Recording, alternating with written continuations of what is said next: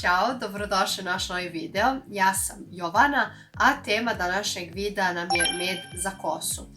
Jedna baš onako medena tema koja može da vam riješi razne probleme sa kosom, kao što su na primjer perut i opadanje, oštećena kosa, slaba kosa ili kosa koja sporo raste.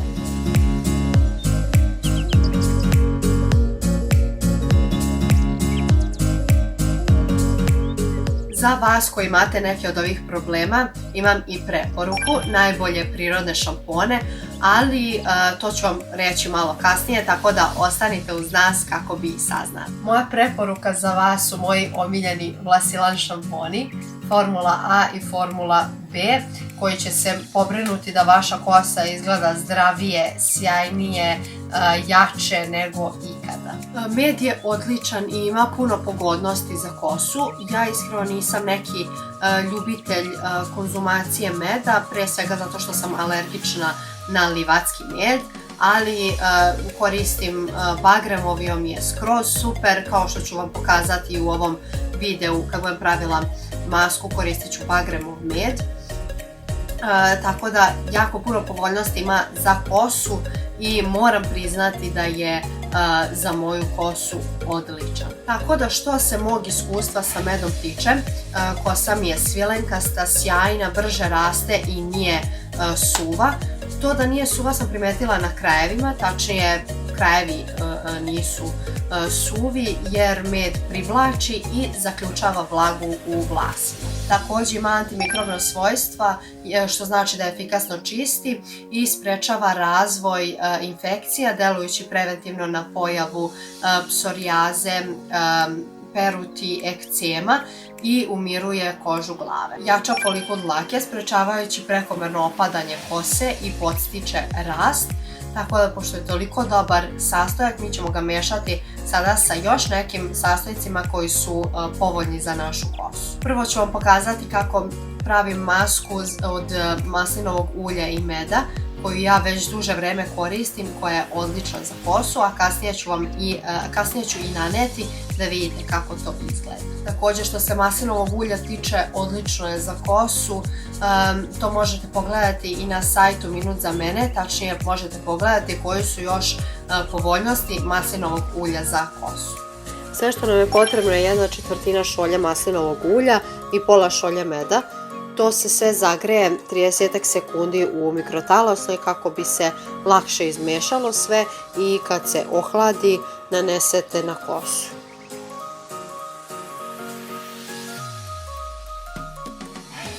Ja također volim da dodam i par kapi arganovog ulja jer je i ono također odlično za moju kosu i ne može da škodi.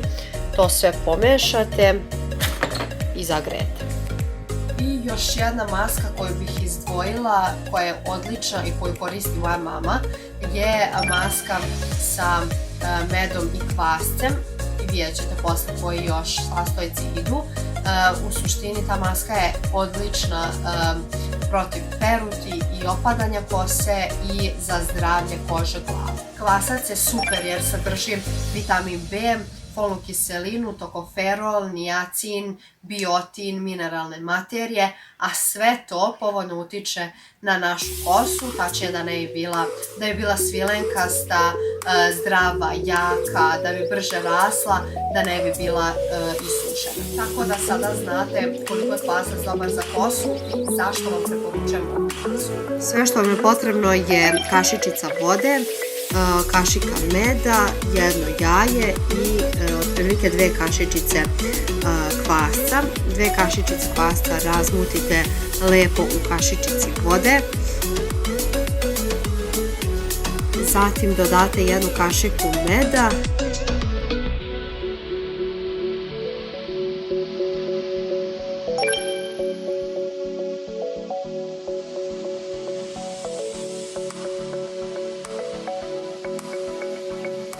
I dodate cijelo jaje.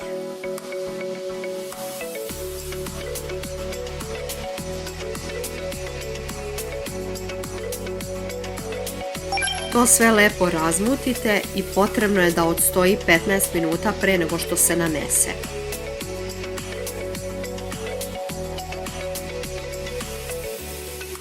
Ovako izgleda kad kvasas nadođe nakon 15 minuta i tu smesu možete staviti na kosu i držati 20 minuta. Sad ću vam pokazati kako ja nanosim masku sa medom i maslinovim uljem.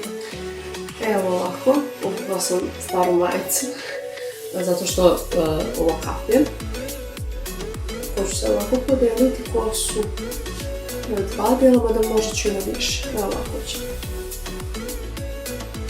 Inače radim na 2, ali što da ne svima sad može i na više. Smesu koja se ohladila. I sad smo da stavim rukavice, ali ne veze. Neću ih staviti.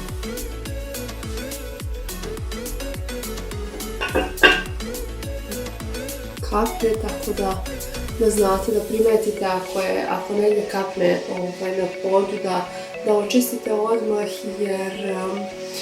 jer će se med zalepiti drugačije. Znači ja stavljam cijelom užinom kose, ne stavljam na teme, ali stavljam, znači bukvalno dokle ću staviti, baš blizu temena.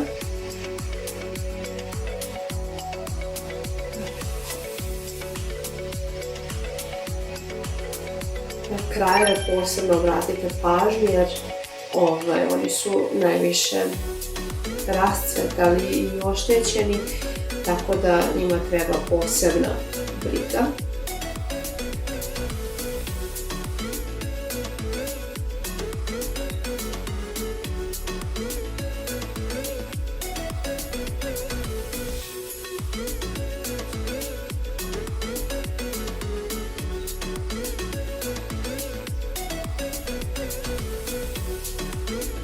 Lakše je ovo kad se podeli ovako u više dijelova, jer onda sve možete da lepo zahvatite i da izmažete.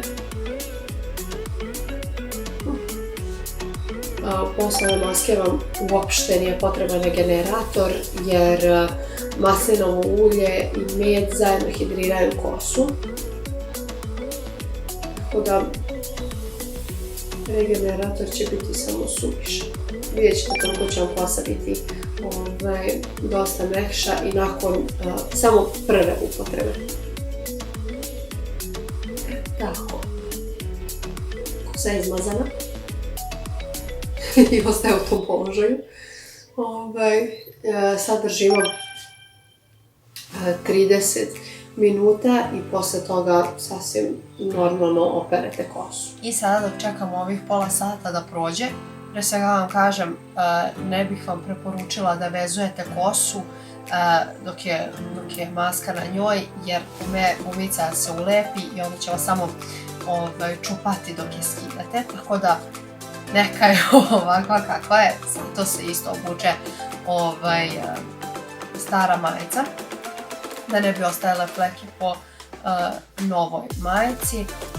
I također bih htjela da vam sada kažem koja je to moja preporuka. Moja preporuka za vas su moji omiljeni vlasilan šamponi, Formula A i Formula B, koji će se pobrinuti da vaša kosa izgleda zdravije, sjajnije, jače nego ikada. Obe formule su zadužene za nešto drugo, tačnije Formula A uklanja perut, temeljno čisti i redukuje opadanje kose, a Formula B smanjuje opadanje kose, također jača kosu i popravlja strukturu vlasi. Tako da su spoj neverovatan. Ja moram izdvojiti svog favorita, a to je Formula B, zbog toga što jača kosu i zbog toga što zbog njega mi raste zdravija kosa i brže raste ta zdravija kosa, tako da je on negde moj favorit i više volim njega da koristim. Miris kod oba šampona je stvarno neverovatan i miriše prirodno, tako da zaista mislim da ćete imati odlično iskustvo sa oba šampona, a i da ćete vi možda negdje naći svog favorita. Imaju toliko prirodnih sastojaka koji će doprinijeti da vaše iskustvo s ovim šamponima bude neverovatno.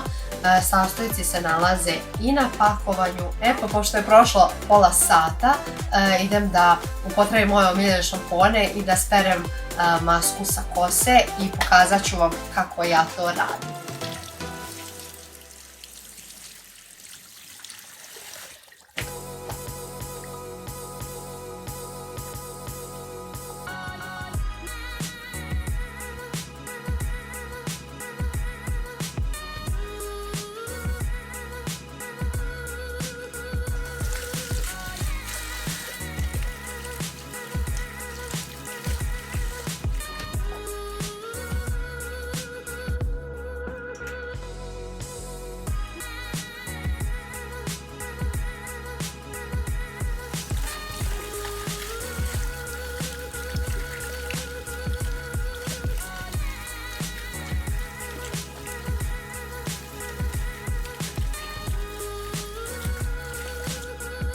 Evo ovako posle oprana, kao što ste vidjeli ste kako ja sve to radim, kakva je moja rutina što se tiče ove maske sa medom i maslinovim uljem. Vidjeli ste i da dodam par kapi arganovog ulja, što da ne može da odmogne. Tako da ja nju koristim otprilike 1 do 2 puta mesečno najviše. Tako da to vam je, uopšte ne treba dugo, znači pola sata pre nego što operete kosu, samo je stavite, može da vam pomogne i može kosa vam bude odlična zbog ove maskice. Tako da nije ništa teško, ne košta puno, ne zahteva ne znam ja koliko vremena, slobodno je stavljajte. Kao što sam rekla, 1 do 2 puta mesečno. Nadam se da vam se svidio ovaj video, da vam je bio koristan i da ste uživali. Ako jeste, lajkujte ga i subscribeujte se na naš YouTube kanal Minut za mene. Također čitajte istoimeni sajt. U komentarima nam možete pisati neka vaša iskustva i kliknite na zvonce kako bi dobijali notifikacije svaki put kad mi objavimo video, a mi se uskoro vidimo sa novom temom.